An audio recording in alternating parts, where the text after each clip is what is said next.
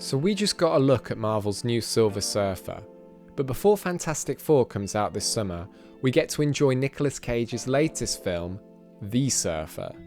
This time Cage plays a dad who gets into trouble when he tries to surf on a private beach with his son. From there, things go from bad to worse as his board gets stolen by a local gang, led by Julian McMahon's character. Wait a minute, I know that face.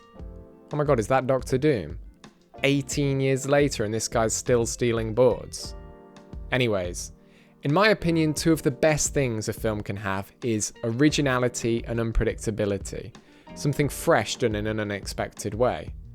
Recently Sinners pulled it off with twins made out of movie magic, blues on the big screen, and a music sequence that had everyone buzzing.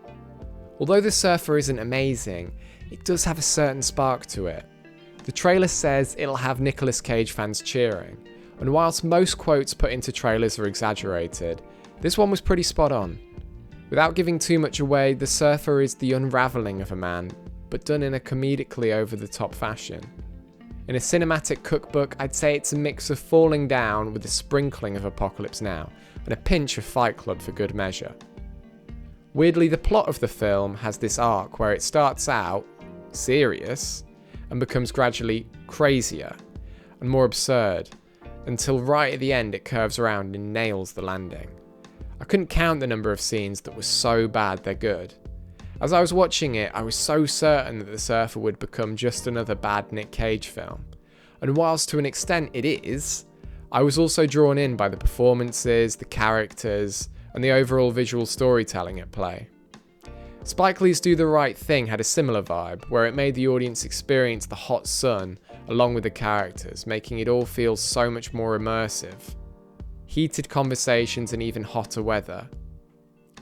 Speaking of Cage, he was great. In the hands of any other actor this would have flopped badly, but because this film feels moulded around his style, it worked. The Surfer goes through an emotional roller coaster, all seen through the perspective of his central performance. So who else better to cast but the master of the crash out? Julian McMahon and Nicholas Kassim also gave impressive performances. McMahon plays Scally, the fierce leader of a surfer gang, who's unhinged but has a powerful control over people. You get a sense that he's like a modern Kilgore, but at the flip of a coin could become a violent Colonel Kurtz. The beach is his Vietnam, and he runs it with an iron fist. Then you've got Nicholas Kassim as the homeless guy. He's a lovable rogue who needs some care and attention, but is stuck in the past, unable to move forward. You can see that pain and desperation in his performance, despite him not actually having a big role in the film. I will say, it's cool to see an independent Australian film on the big screen. Having it shot on location in Yallingup really gives it something special, and I love it when talented actors like Julian McMahon are allowed to perform in their native accent rather than assimilate to an American one. My main problem with the film is that at times it just gets a bit gratuitous. The sheer number of obstacles it hurls at the surfer are ludicrous to the point of hilarity. I mean, they could have zoomed into a character and given us something to sink our teeth into. But no, another dizzying shot of Nic Cage doing something crazy, that works too. The film's aesthetic is also quite jarring.